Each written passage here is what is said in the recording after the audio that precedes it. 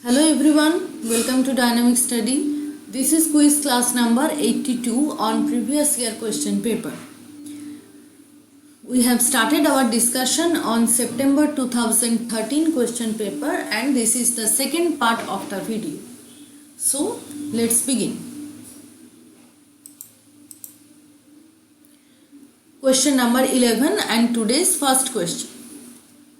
Which event allowed British theatre companies to perform politically, socially and sexually controversial works without any fear of censorship? Option number 1, abolition of Lord Chamberlain's office in 1968. Option number 2, illegal performance of works by Edward Bond and Britain. Option 3, collapse of liberal humanist consensus in late 1960s. And option 4, appeal to the Queen by a group of London dramatists.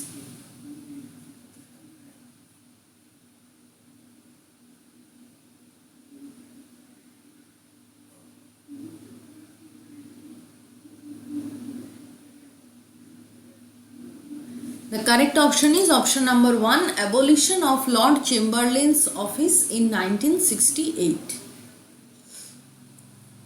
Next, the wife of Bath's philosophy of marriage shows that she, option 1, is a strong woman with keen awareness of her own rights. Option 2, tends to say one thing and do the opposite. Option 3, cares only for pleasure. And option 4, trusts thought instead of feeling. Wife of Bath, you all know, a very important character in Chaucer's The Canterbury Tales. And wife of Bath is very experienced regarding marriage and marital relationships. She has 5 husbands and her name is Alison.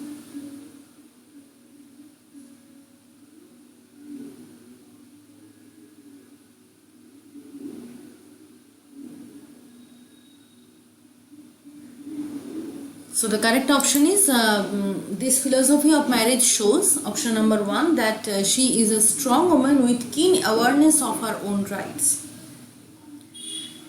Next question. Which character is killed in Things Fall Apart in conformity with an African tribal custom? Option 1, Okonko, option 2, Obreika, option 3, Ikimefuna and option 4, Envoy.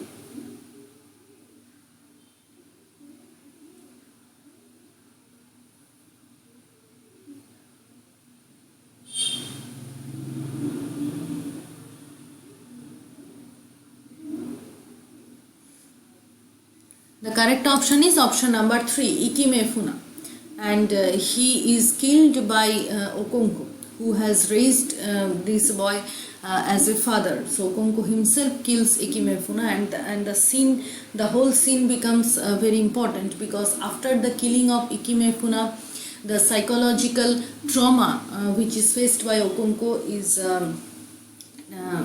detailed very beautifully by Chinua Achebe. The next question is, there is a quotation, we will do it, I tell you, we will do it. Now this repetition of the phrase we will do it is called which figures of speech? Option 1, antiphrasis, option 2, diacope, option 3, aposiopesis and option 4, enumeratio. Which figure of speech is this?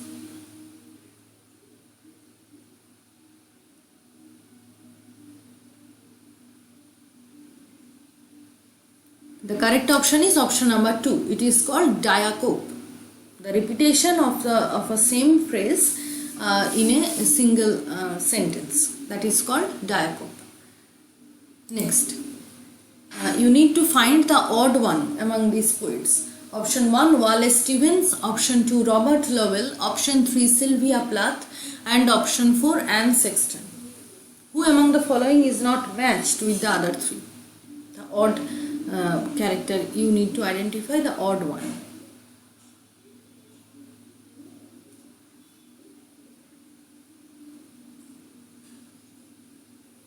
So the correct option is here option number 1, Wallace Stevens.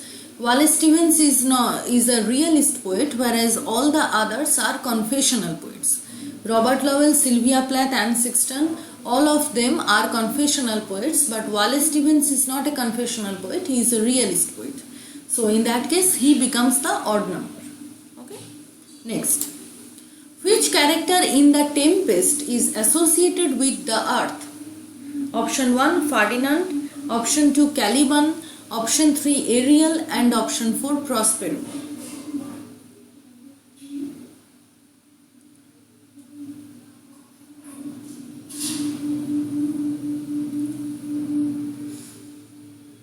The correct answer is option number 2, Caliban. In The Advancement of Learning, Bacon attempted a preliminary survey of the entire field of learning by analyzing the principal obstacles. Identify the one which is not mentioned as an obstacle. Option number 1, rhetoric. Option 2, medieval scholasticism. Option 3, inductive method. And option 4, pseudoscience. Which one is not mentioned as an obstacle?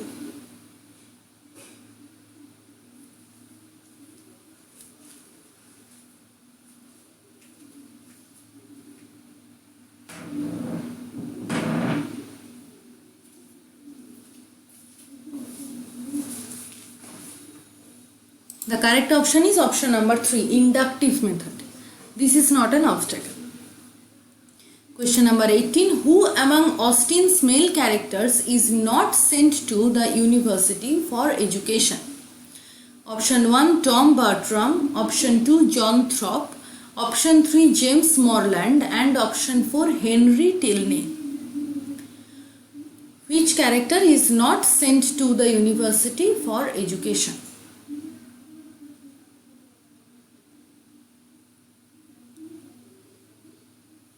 The correct answer is option number 1 and 4, both Tom Bartram and Henry Tilney. Tom Bartram is a character from Mansfield Park and Henry Tilney is a character from Northanger Abbey. Tom Bartram and Henry Tilney both are not sent to the university for education. Next, Charles Dickens caricatured utilitarian thinking in his portrayal of which character? Paul Dombey, Thomas Gradgrind, Philip Pirrip and Harold Skimpole.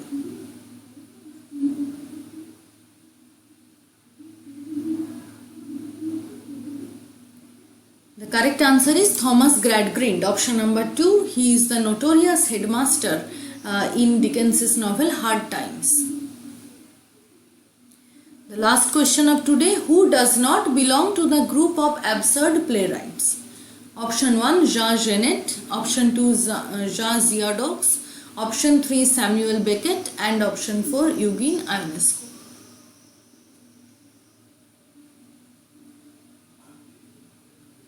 The correct answer is option number 2, Jean Zierdoux. So that is the end of today's class. Thank you very much. Keep on watching Dynamic Study. Keep on learning. Please like this video, share this video with your friends, and also please put your views in the comment section.